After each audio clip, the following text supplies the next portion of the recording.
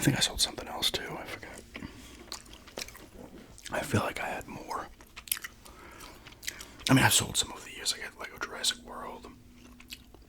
I had the DuckTales that all of a sudden gained a ton of value. Then I think has since dropped again. I don't know where that came from.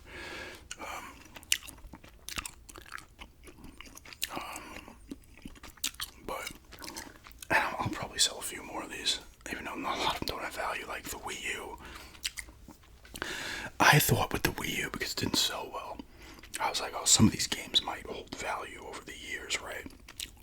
Kind of like the GameCube a little bit, maybe not to the same extent, but... And then the Switch came out, and they were just pumping out everything onto the Switch that was on the Wii U. I think almost every game here, not everyone, but at least like 4 or 5 of these games ended up coming out on the Switch and just completely depleting their value. I was like, well, who gives a shit? Why do I want the Wii U one when I can get it on the Switch? But anyway, this is going to be going in reverse alphabetical order.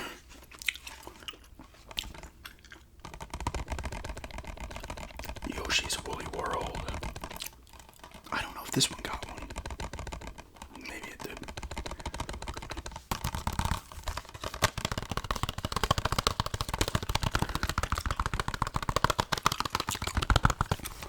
Really cool game. Your Yarn or whatever in this. My fiance and I played a lot of these. 2-player, there's Yoshi there. I used different colored Yoshis if you have more players. And Poochie's there. There's like extra things you can do with Poochie. And you can like reverse levels and beat it on a timer. I forget when you complete a level. It was fun though. I think it's Kamek and Bowser Jr. are the main 2 bad guys in this one that you gotta foil. They steal something, the eggs or some shit, I forget.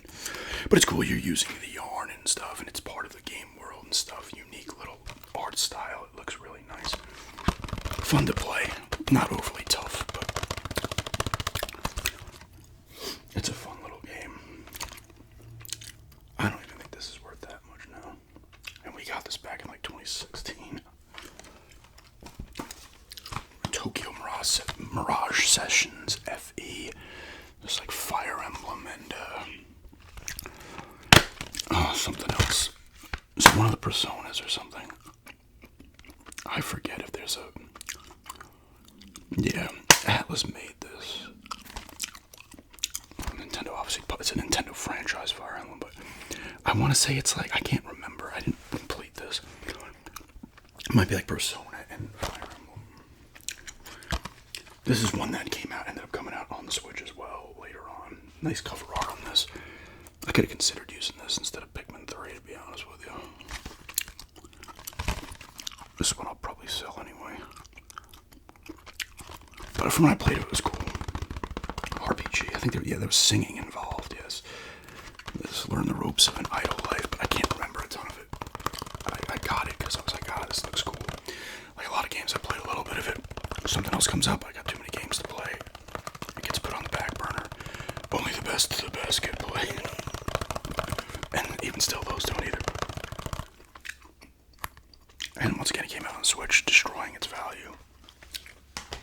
Which, whatever, I'm not buying the games for the value. I'm just thinking, oh, great, maybe there's a couple little assets here to sell in the future for good value. But then they just bumped them out on the Switch. Super Mario Maker. Fantastic game. This had built-in levels that you could play. And obviously you could make your own. You could upload them. I would think that feature is long gone.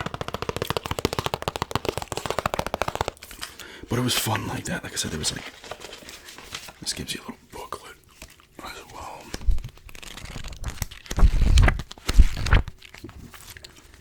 That's, Mario Maker stuff. This one, the second one did come out on the Switch. I believe the 3DS ended up with one too.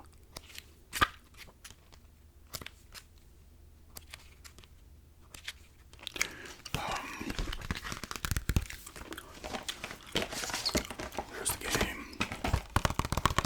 In the red case. I think one more of the games here is in the red case as well. Like I said, it was cool. You could play on, what has it got here? Mario, the original Super Mario Bros., Super Mario 3, Super Mario World, and Super Mario Bros. U are the 4 games you could pull enemies from and level designs and whatever. I think the second one would have added games, maybe like Mario 2. I never played that one. Maybe like Galaxy and stuff. Who knows? But came in this little box here with the book, which is always nice to get something right. It was fun though, tough. Like some people's uploaded levels were extremely challenging. I think it was 100 levels that the game just had. I guess Nintendo made themselves, and then you can make your own levels as well. Just get crazy. You have to beat your own level though before you can upload it, which sometimes is a pain in the ass. This is one I actually do want to play. I picked it up because it was $10. Star Fox Zero. I know this one's supposed to have weird controls. This is the one that's made by Platinum Games. Of Bayonetta fame, Vanquish, Metal Gear Solid Revengeance, Metal Gear Rising, Revengeance. It looked cool, but like I said, apparently the controls are a bit tricky. But this is one I actually do want to play. I probably said that since I bought it like 10 years ago. No, it wasn't 10. I probably bought this in like 2019 or something.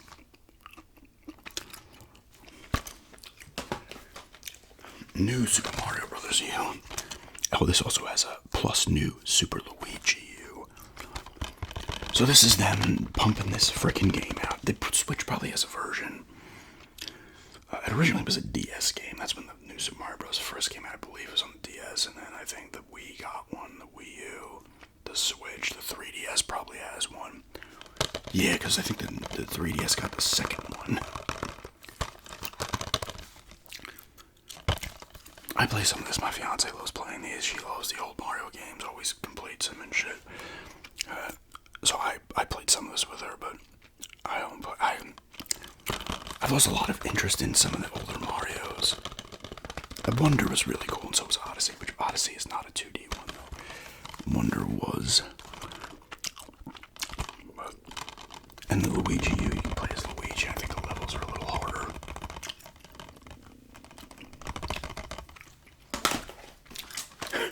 Here's another one, Pikmin 3. This wasn't the same thing. Like, I wanted this game.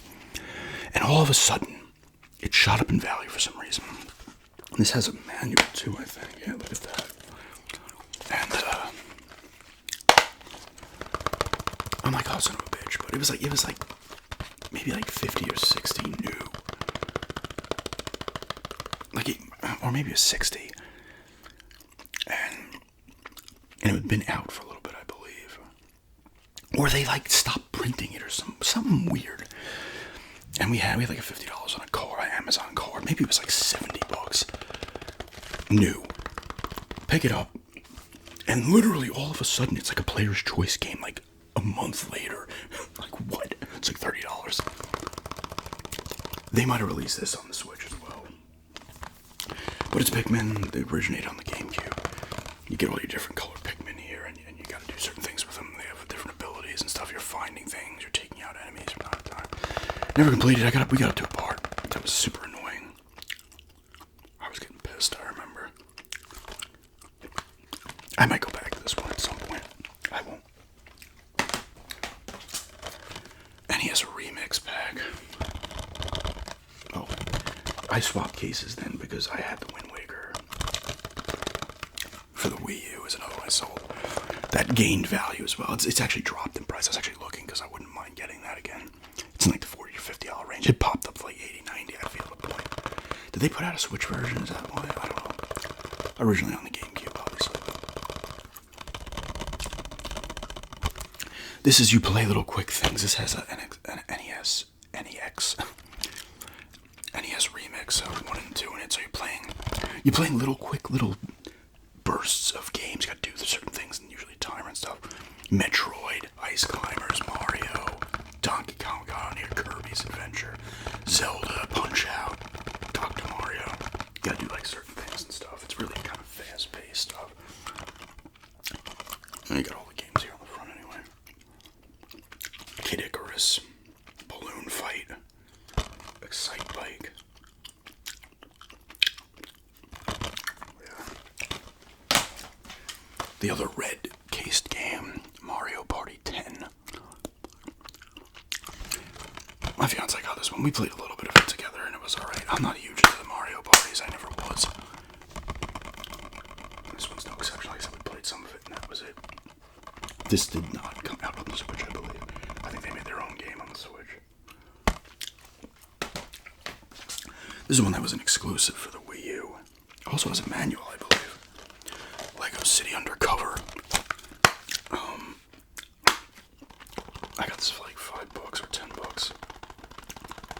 This was originally exclusive. Now it's on everything. They probably did a Switch version, but it did end up coming out on like the Xbox One and the PS4. But it wasn't exclusive at first, and then it, the Wii U didn't sell well. And it was cool. They could use of the gamepad and stuff. You'd see the city and stuff. I didn't play all of it, but it was actually kind of fun. And they all talked in this one. Goofy as humor.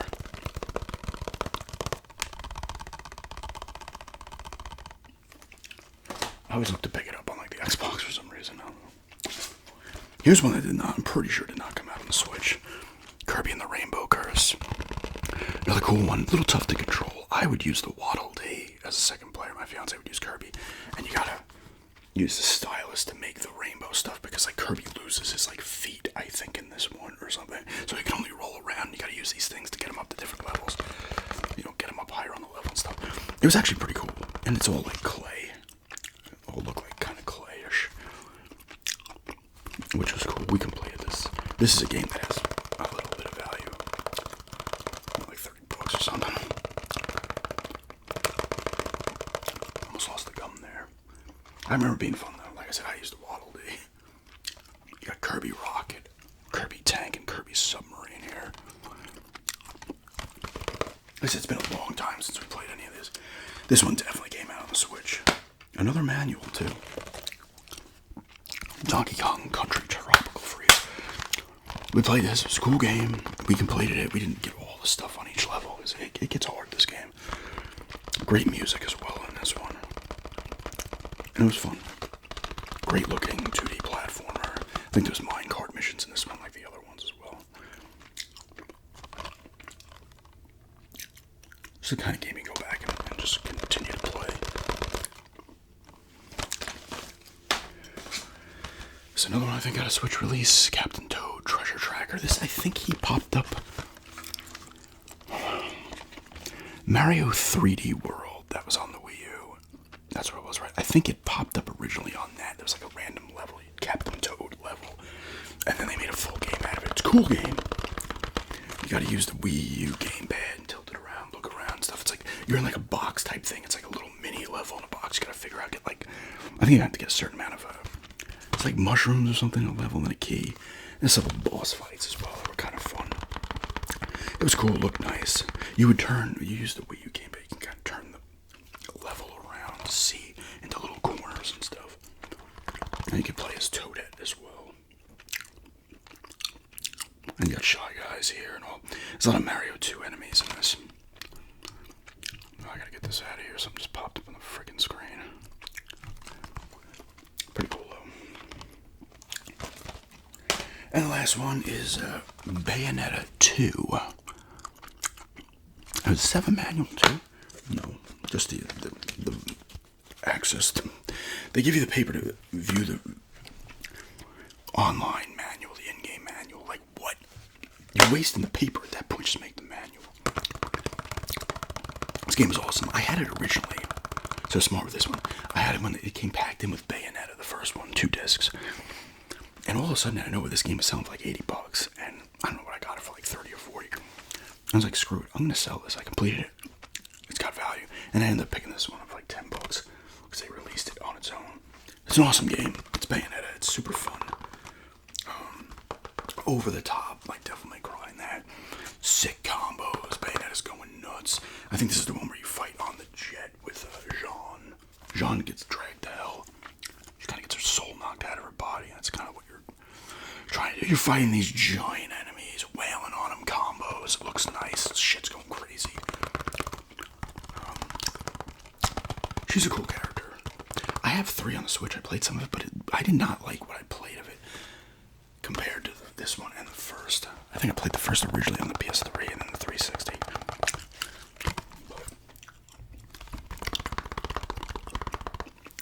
it was cool. Like, the bondage type stuff in this too.